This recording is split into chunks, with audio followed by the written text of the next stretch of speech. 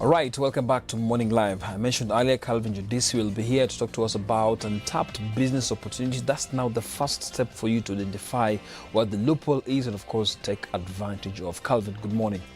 Yes, untapped business opportunity. You know, as much as we want to have our own businesses, there's some areas where we need to really be careful, because now we might immerse ourselves where the same similar business is in the locality, maybe a few square meters, the same thing happening.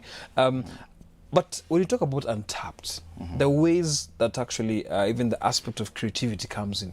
Creativity and just looking at the environment, it takes really much. Now, from your understanding as someone who has been in business for quite some time, and you understand the dynamics of what happens, maybe untapped business opportunities. Tell us more about it. Yeah, I mean, Kenya has so many business opportunities, and there are quite a number of untapped business opportunity in Kenya as well. And I mean, I always just like also to bring the African aspect as well, and there's still also a lot in Africa. But I mean, today, since we're discussing something, you know, back at home, I mean, the focus is going to be more on, you know, the untapped business opportunity in Kenya, and what are some of the business opportunities that actually people can get into, probably that are not capital intense, that actually needs, I mean, they'll be easy for you to be able to climb, you know, to climb all the way up.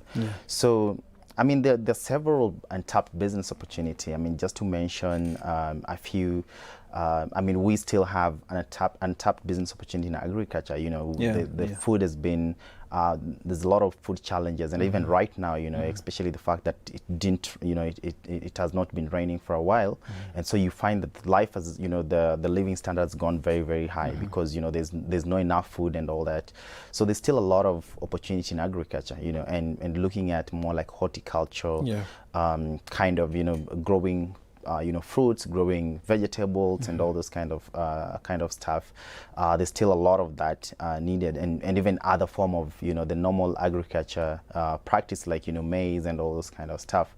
So there's still a lot of that. And so if somebody, you know, you're looking at probably a side hustle, or not even a side hustle, actually it can even be full-time job, you know, identify some of the areas that you can actually be able to invest in agriculture. There's also still a lot of need in terms of you know, physical jobs. Jobs, I mean, like plumbing, I mean, like landscaping, because I mean, if you look at our country, for example, we are still, you know, we are still developing country, you know, so there's still a lot of opportunity in terms of hands-on skills, like, you know, plumbing, a lot of, especially landscaping, you know, things like landscaping, things like cleaning jobs, because there's so many apartments coming up, there's so many, you know, small towns coming up. So if you're strategic enough to be able to, like, yeah, you know, I want to be the guy who's doing landscaping, or I want to be the guy who's offering the cleaning services in all these new buildings that are coming up and all that. So there's still there's a lot of opportunity in that aspect as well. I mean, we have a great opportunity also in the food market, you know. Even if you look at Nairobi right now, the kind of trend that you can see is that so many people are actually investing in food. So if you look at, there's so many restaurants coming up, you know, they actually, some of them even are closing the clubs to actually make them into food restaurants.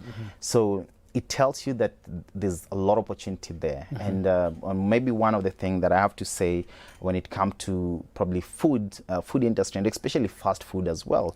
And one of the untapped opportunity that I can see in Kenya is we have very less franchised holdings in Kenya. So I want to today I'll just wake up and start maybe Calvin Jodisi Cafe or so-and-so Cafe. But I'm not looking at the model of how can I sell the same brand, the same, you know, how can I franchise it, for example, in Kisumu, you know, get Eric to own it in Kisumu and still maintain my brand, still maintain the kind of service. I'll give them the same kind of training. And so that is lacking a lot in you know, in Kenya, for example. And that is what has made countries like the US or even some countries in Europe being growing very faster in terms of economically, because when you franchise a business model, then it actually create more jobs. Yeah. It create more opportunity. It's also help you reduce things like marketing, things like branding.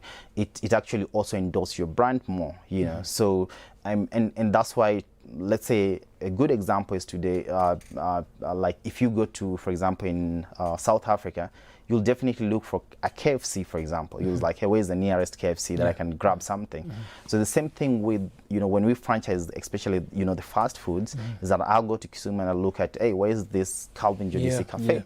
So that is actually lacking, but there's still a lot of opportunity that young people actually can be able to tap into, especially like, let's say, writing, you know, writing blogs. You know, we outsource a lot of writing. I mean, if you ever done online writing, most of these jobs come from abroad. It's true that. So what about if we had our own writing? But do you think the culture of reading in this country, do you think will sustain that business? The reading culture itself. But still, that's another topic we can discuss later on.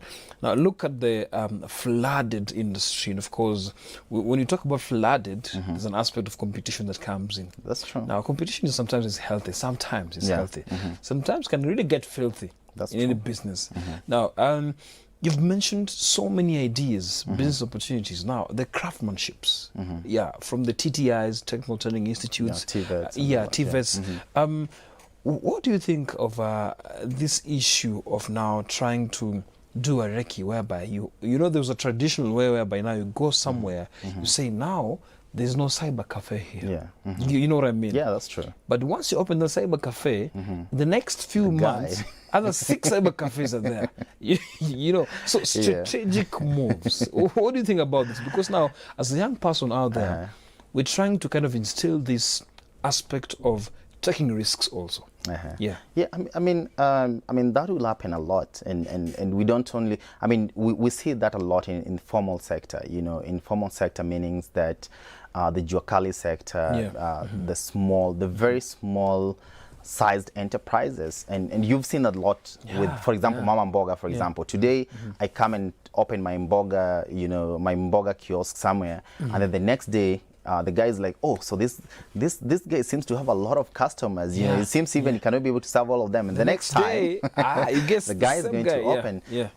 But I mean, I'm one guy who actually is never. I mean, I'm never scared of competition a lot, because what I think is that we all have our niche and we all have opportunity, and what we offer is what matters, and how we treat our own people. And every business that you get in must have dynamics. You know, I mean, if today you get into business of, for example, selling tumba alone, for example, maybe you're just selling men's clothes.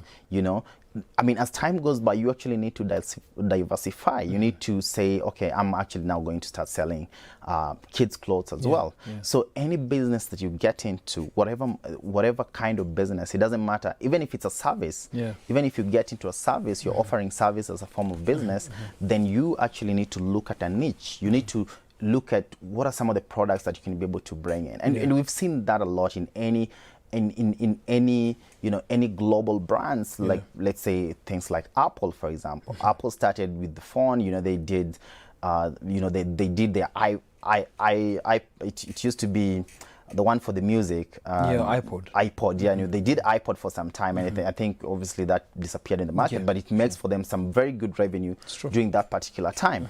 And then they started concentrating on this, and now actually they're getting into pretty much more other products as well, because the time is changing. You know, time is changing, the demand is changing. The financial shift is changing as well, and so you need to start looking at diversifying your products, and so that if somebody's not going to buy my phone, then I have a computer for them, and they would prefer, maybe they'll say, if I want a computer, I'll buy this computer, and then I'll buy this particular phone.